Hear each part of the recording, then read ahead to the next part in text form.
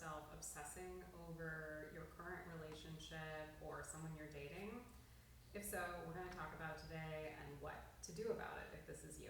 Hi, I'm Emma Coble. I'm a licensed professional counselor, and I work with people with trauma, individuals as well as couples in Colorado and in Florida. And this is something I see very often in my practice, and I want you to know that it's really common to be in a place of thinking so much about whether this relationship, this person is right for me, or if this person is going to stay, if they're reliable, that it actually prevents you sometimes from truly being present in a relationship.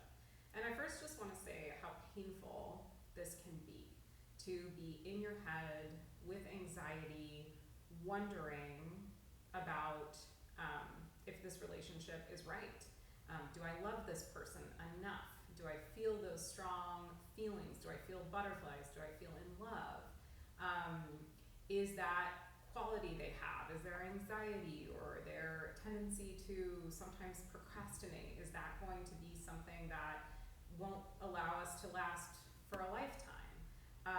Or, is this person truly safe? Do they truly follow through with what they say they're going to do? Are they going to just get sick of me? All of these thoughts can be so consuming and really can remove you from really knowing whether a relationship is right for you. Now, it's normal to have some degree of relationship anxiety, to question or doubt things every so often, and it's healthy to do that. But when it becomes something that is just all-consuming for you, it's really painful. And so if this is you, I want to first say to you that especially if you have any kind of trauma, this makes sense. There is a part of you that is trying to protect you from, in some way, getting hurt or hurting the other person, maybe from loss or from feeling like a bad person if you stay in this for too long. So you might find that this presents like you're constantly looking for reassurance from your friends about whether this relationship is good, or from your partner. You might be comparing your relationship to other relationships you see in your friends or family, or stuff you see on social media or on TV.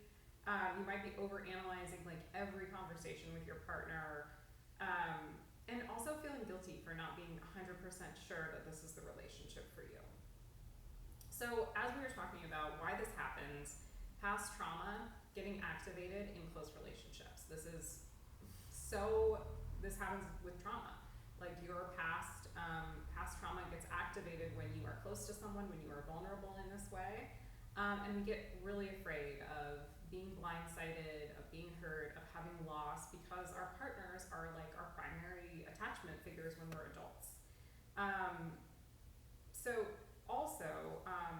Whenever something is kind of unfamiliar or different, our brain interprets it as a threat. So if your partner is doing something that is maybe you're not expecting, or you're not used to, or weren't told that this could be the way things are in a relationship, our brain can interpret that as a threat, and as a threat to our nervous system, and try to protect us.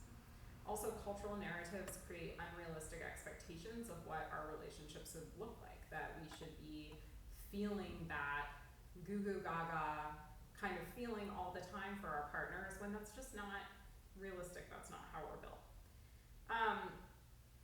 Okay, so EMDR and IFS are wonderful ways, if they're done correctly and with a sensitivity toward obsessive thinking, can be great ways of looking at this and working with it.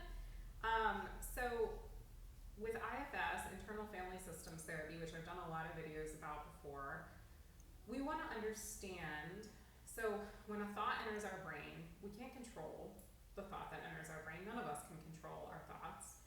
But oftentimes when a thought enters our brain, there will be a part that kind of responds to it. Maybe that tries to analyze it and think about, is that right? Is that true? What about getting evidence from other things that you've seen, or other things your partner has done, or whatever. So it will get hyper fixated. It will analyze.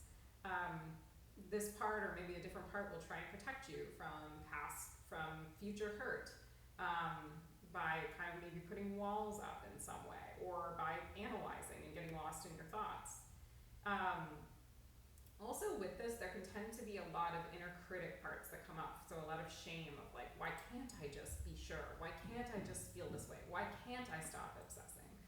So I have lots of videos on shame and more to come on that, but this is really hard, and this can be something that therapy can help support you with if this is you. Also, there might be like an exiled younger part of you that was disappointed, left alone, felt a lot of shame or not chosen that might be in here. So IFS therapy can help you understand these parts and approach them with compassion instead of fear. And it's also a way of exposing yourself to the things you're afraid of, which is what we do with obsessions, to like really kind of draw out what the fears are, to put them on the table, to not kind of explain them away or rationalize them, but to honor that these are fears and these are possibilities, and making space for them rather than pushing them away.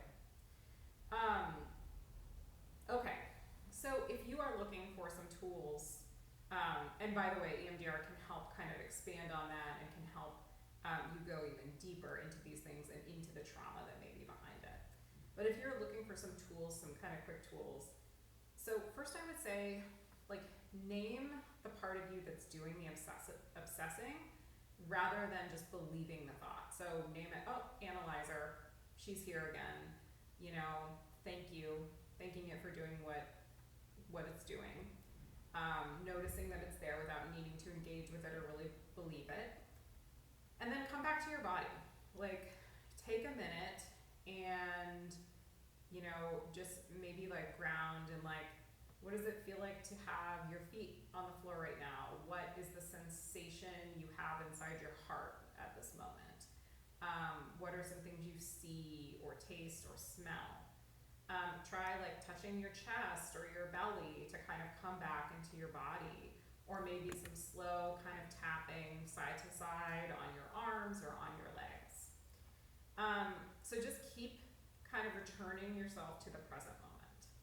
So also, when this happens, the behavior of trying to get reassurance or trying to figure it out, to some degree, like, yes, our brain may just go and it might be really hard to like not engage in those thoughts, but just notice it and see if you can kind of interrupt that pattern, and also interrupt the pattern of trying to get reassurance from, looking stuff up online, or asking your friends, or looking at your partner's Instagram or whatever.